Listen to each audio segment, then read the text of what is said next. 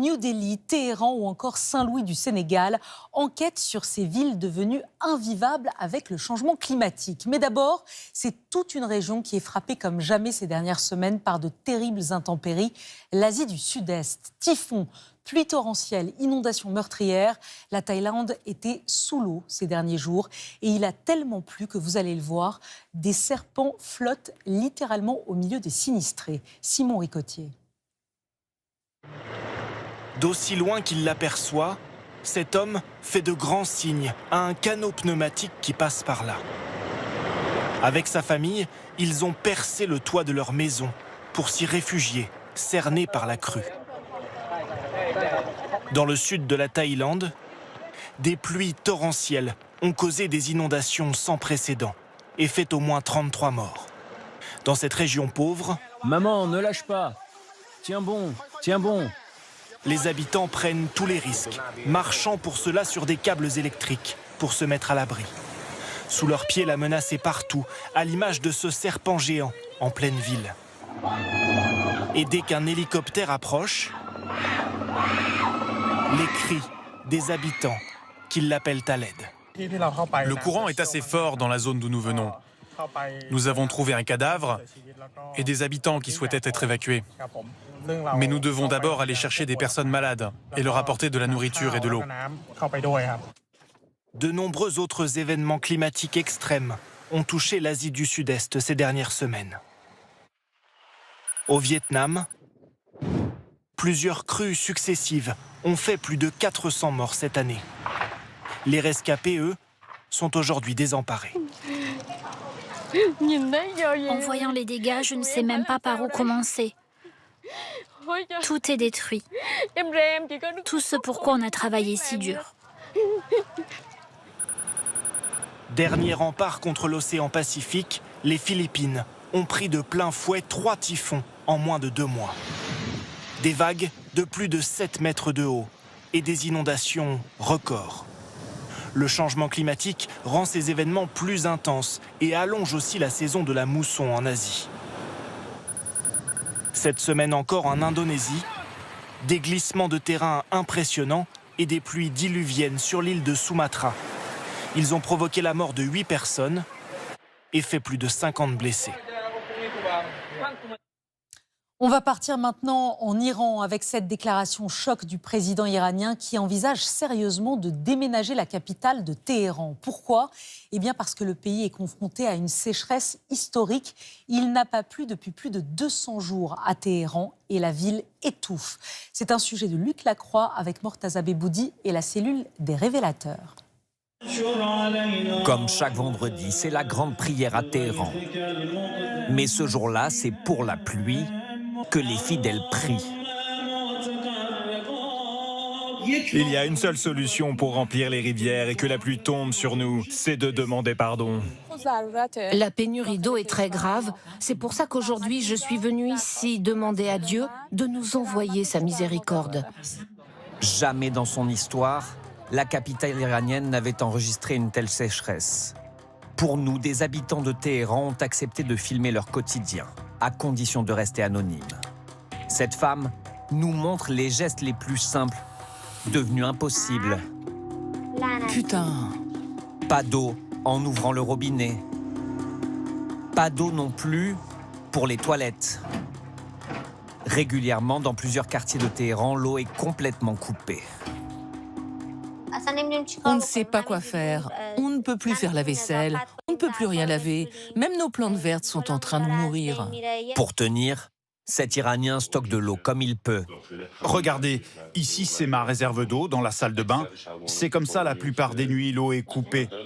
Au moins je peux utiliser ça pour me rincer, pour me laver et sortir de la douche. C'est comme ça qu'on vit. Quand il y a de l'eau, elle a parfois cette couleur. Ça arrive souvent que l'eau soit totalement jaune ou brune. Il faut laisser couler et attendre pour qu'elle revienne à sa couleur normale. Face à cette crise, le président iranien a fait une annonce choc. Il veut déménager la capitale. Ce n'est pas un choix, c'est une obligation. Nous ne pouvons pas surcharger cette région avec davantage de population et de construction. Techniquement, c'est possible, mais nous ne pouvons pas résoudre le problème d'eau. Comment Téhéran, immense métropole de 10 millions d'habitants, s'est-elle retrouvée dans une crise sans précédent? Pour le savoir, direction les montagnes qui l'entourent et le barrage de Latian. Ce lac artificiel est en grande partie à sec. Image surprenante de ce ponton, désormais suspendu bien au-dessus de l'eau. Le lac est une quinzaine de mètres plus bas que son niveau maximal. Cet autre barrage, le barrage d'Amir Kabir, est lui aussi touché.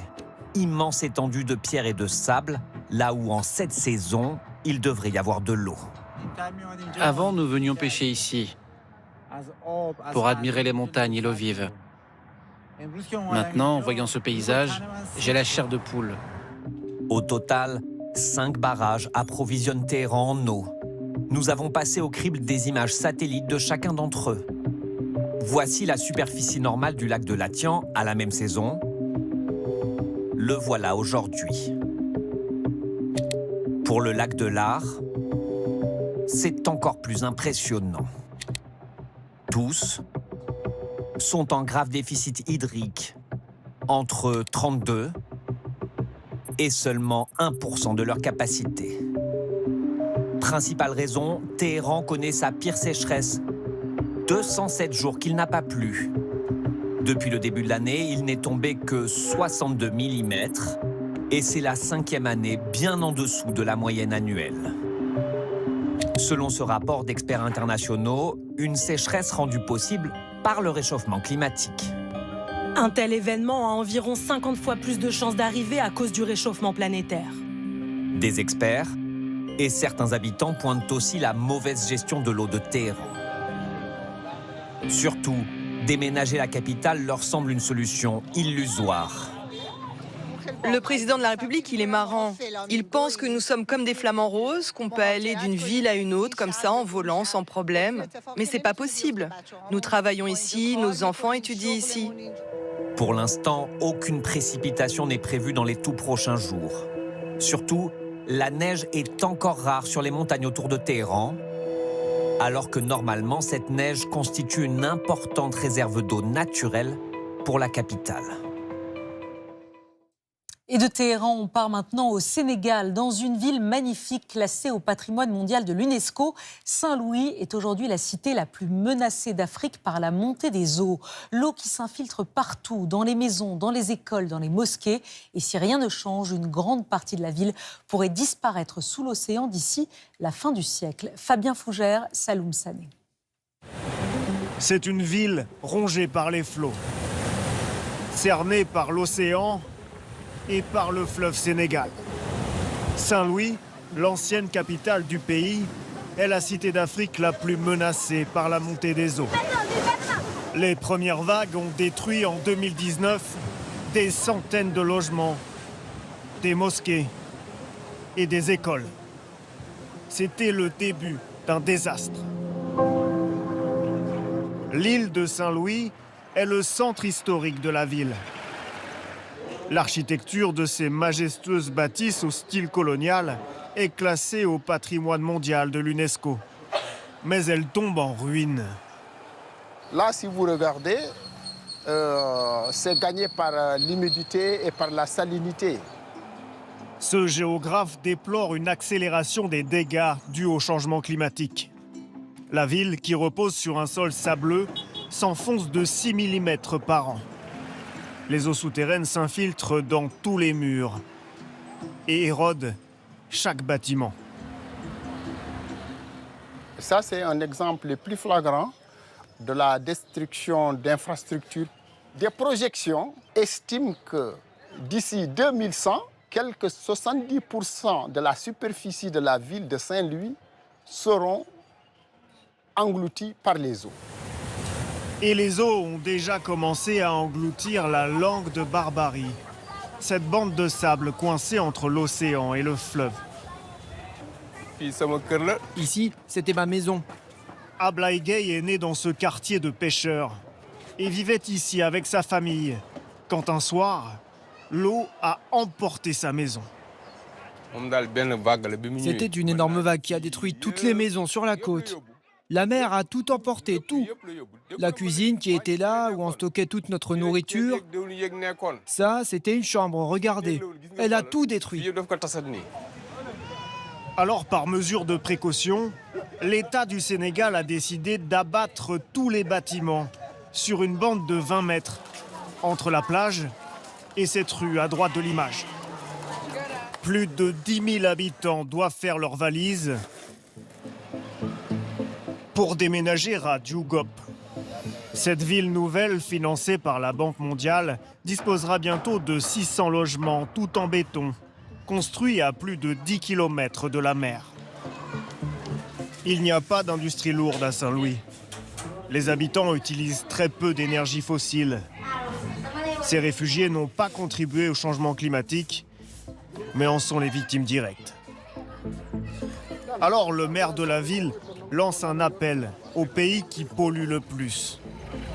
Ce que nous faisons, c'est dire aux grandes villes, aux grandes nations qui ont vu leurs responsabilités clairement identifiées, voilà, d'accompagner ceux qui en sont les victimes. Donc c'est un appel que je lance en réalité, en direction effectivement des partenaires techniques, pour nous accompagner, nous, les villes menacées, les populations menacées, pour faire face effectivement à ce phénomène de changement climatique. À Saint-Louis, aucun point n'est à plus de 2 mètres au-dessus du niveau de la mer. Ici, la montée des eaux menace directement le quotidien de 250 000 habitants. Et on va terminer notre grand format sur les villes devenues invivables avec cette ville où certains jours on ne voit jamais le ciel. New Delhi en Inde, où la pollution atteint de tels niveaux que les habitants se calfeutrent chez eux. Parce que sortir dans la rue, c'est avoir presque immédiatement les yeux qui piquent et la gorge qui racle. Reportage de nos correspondants Alexandre Porte et Léa Delfoli. Voici à quoi ressemble le ciel de New Delhi depuis plusieurs jours.